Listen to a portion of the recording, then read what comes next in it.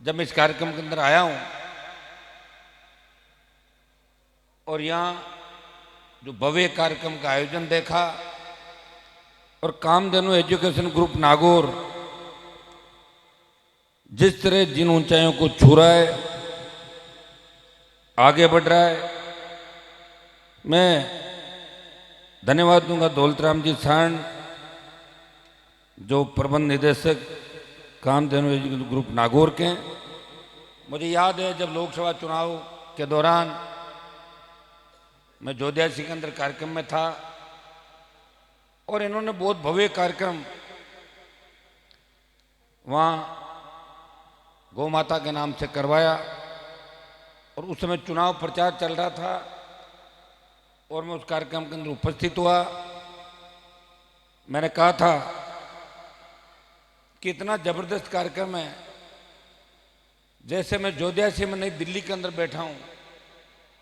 आज मैं पुनः इस बात को दोहराता हूं कि नागौर के अंदर अगर मैं आज यहां नहीं आता तो ये मलाल रह जाता कि मैं क्यों नहीं गया।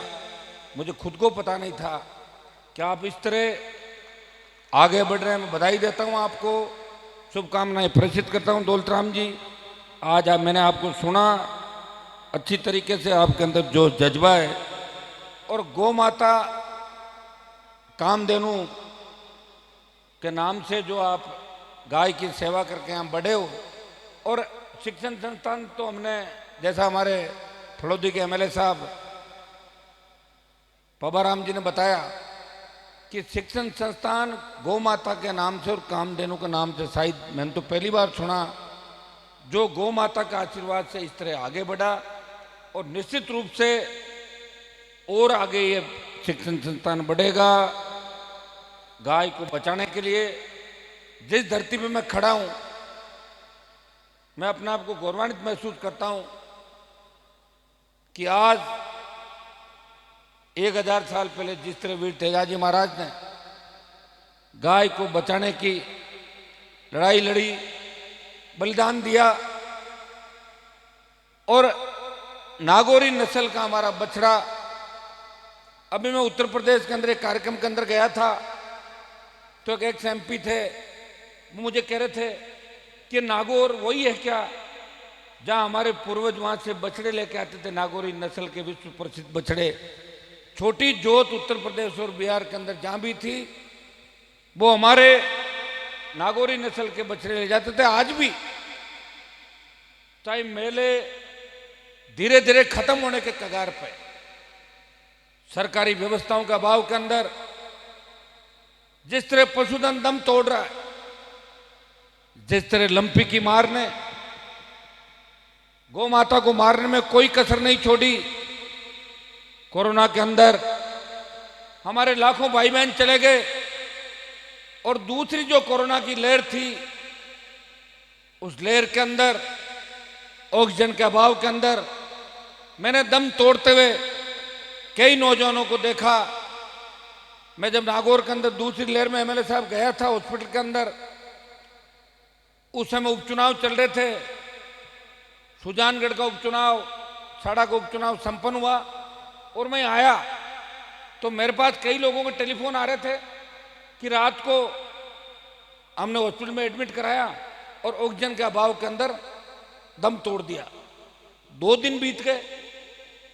अस्पताल के अंदर जो हमारे किसान के बेटे हैं उन्होंने बताया कि एमपी साहब, सरकार के निर्देश हैं कि 12 बजे बाद रात को ऑक्सीजन की कमी है, बहुत बड़ी कमी है और सरकार फेल्योर है, ये हम बताना नहीं चाहते, इसलिए स्लो मोड पे ऑक्सीजन मरीजों को देनी। तो सुबह तक मरीज अपना आप दम तोड़ दे, धीरे धीरे ऑक्सीजन जाएगी, ऑक्सीजन लेवल कम हो जाएगा। मैंने अस्पताल का दौरा किया, मैं आईसीयू के अंदर भी गया, तब डॉक्टरों ने कहा बहुत बड़ी लहर है कोरोना की। मैंने कहा हम तो पहली लहर की चपेट के अंदर आ गए थे। जब एमएलए साहब वाली पार्टी राजस्थान में सरकार गिरा रही थी, मैं इनके साथ ही था उस समय दिल्ली के अंदर। मैं भी इनके कई नेताओं के साथ कोरोना की चपेट में आ गया था उस लहर के अंदर। तो मैंने कहा मैं तो कोरोना के अंदर पहले भी आ चुका हूं भाई। बोले वैक्सीन नहीं करवा, का आप मत जाओ साहब। मैं गया, सारे जिले के अफसरों को लेके गया मैंने पूछा ऑक्सीजन के कितने सिलेंडर आप यहाँ देते हो, तो बोले साहब आवश्यकता तो है 350 सिलेंडर की नागौर के अंदर, और 120 सिलेंडर या 100 सिलेंडर आ रहे हैं नागौर पूरे जिले के अंदर। भाइयों उसी दिन मैं कोई मेरी तारीफ नहीं करूँ, मैंने ये काम किया, ये तो आपके सामने सारी बातें हैं जो मैंने की। तो आजकल तो सोशल मीडिया का युग है, अब वो जमाना तो है नहीं कि बाबू लोकसभा में कुर्सी फेंक दी, विधानसभा में झगड़ा कर लिया। वो तो देखते हो सारे, जो लड़ता है वो दिखता है आपको।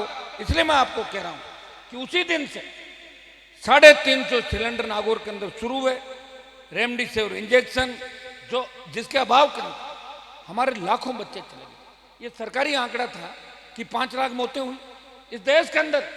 दुर्भाग्य देखिए, चाहे कोई सी भी सरकार थी, चाहे दिल्ली की जिम्मेदारी थी, चाहे स्टेट की थी, मैं तो यही कहना चाहूंगा कि कोरोना का पहला मरीज जब इंटरनेशनल उड़ान से आया था केरल के अंदर पकड़ा, उसी समय अगर अंतर्राष्ट्रीय उड़ानों पर रोक लगा देते, उसी समय कहां लगाई रोक, लोकसभा चलाई, बड़े रिकॉर्ड बनाएंगे हम तो लोकसभा चलाने का।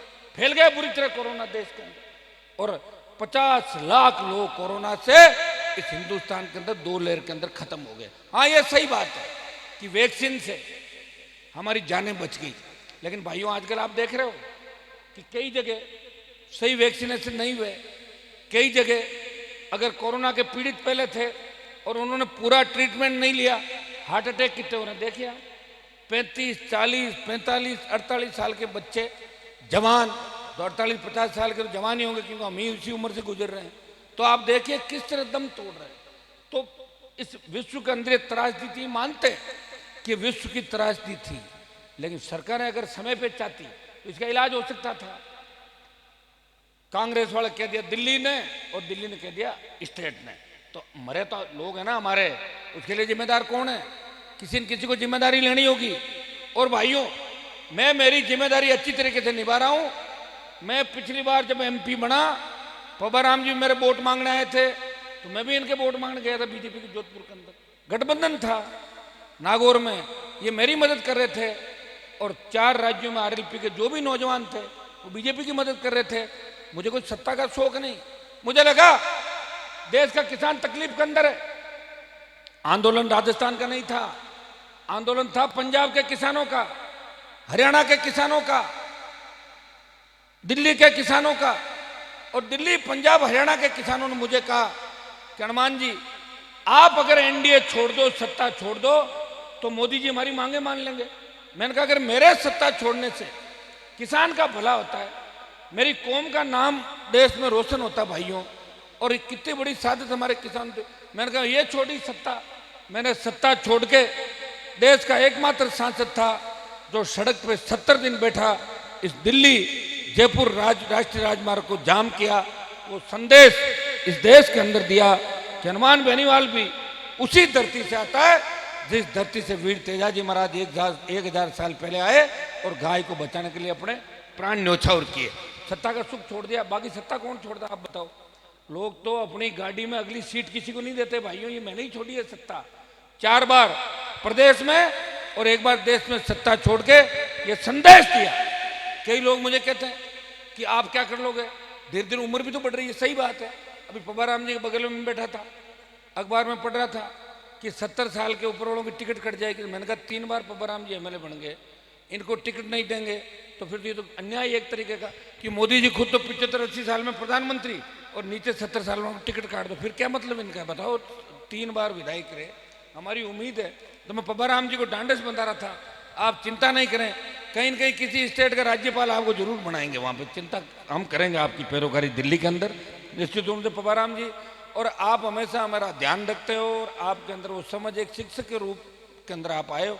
विधानसभा में हम साथ ही थे, ये वैसे बीजेपी में थे और मैं बीजेपी से पहले होके फिर दोबारा 13 से 18 जब जीत के गया, ये मन से मुझे सपोर्ट करते थे, मन में राजी होते थे कि कम से कम हनुमान जी किसान के बेटे हैं, तो हर किसान की तकलीफ को मजबूती से कहते हैं। इनके ऊपर दलों की बंदिश है, अगर ये वो बात बोल दे जो मैं बोल रहा हूँ तो इनको पार्टी बाहर निकाल देगी। वो बोलना भी नहीं चाहिए। कुछ लोग बीजेपी के अंदर रहने चाहिए, कुछ कांग्रेस में भी जरूरी है, और कुछ हमारे जैसे भी जरूरी थर्ड फ्रंट के लोग जो समय समय पे कांग्रेस और भारतीय जनता पार्टी को याद दिलाते हैं। और भाइयों ये और बता दूं आपको, चाहे आपके धनखड़ साहब बने, चाहे कांग्रेस में बने, चाहे बीजेपी में ये प्रदेश अध्यक्ष जो बन रहे हैं ना, ये हनुमान बेनीवाल की मेहनत का ही परिणाम है। आपको उपराष्ट्रपति नहीं बना था कोई भी। अब वोट लोग देख नहीं थे, ये मुझे नहीं पता, कोई धनखड़ साहब का बनने तो वोट आपको दे देंगे, ये ठेका हमने नहीं लिया। बिठाना था बिठा दिया वहां, वोट हिसाब से जाएगा। वो ये नौजवान तय करेंगे कि राजस्थान किस दिशा के अंदर जाएगा। प्रयास हमने किया, हम तो नौजवानों के हिसाब से चलते हैं।